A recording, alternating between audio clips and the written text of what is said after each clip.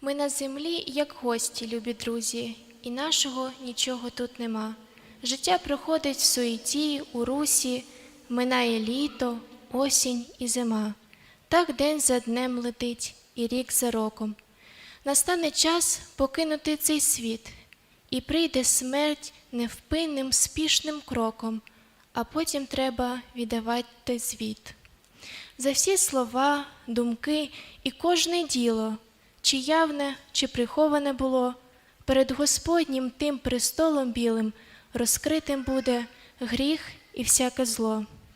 Важливо усвідомити глибоко, що кожен вчинок твій фіксує Бог. Вночі і вдень над нами Його око, не забуваймо Божих засторіг.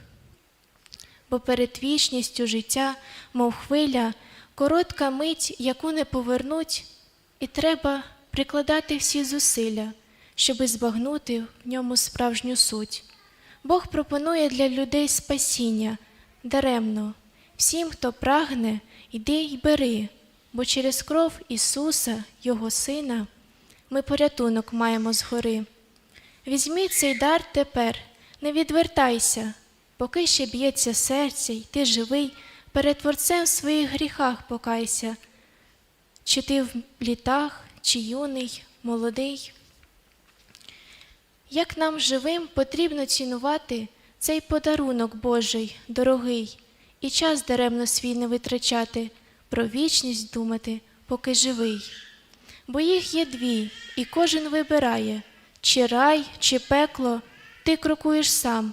Насильно Бог нікого не штовхає, і вибір є між смертю і життям. Не вірити ти можеш, посміятись – це твоє право.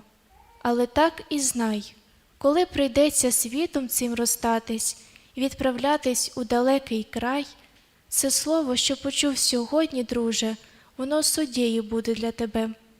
Бажаю я, щоб всі, хто мене чули, кому мій вірш аж до душі припав, висот небесних з Богом досягнули і в Царстві Божим тішились повік. Амінь.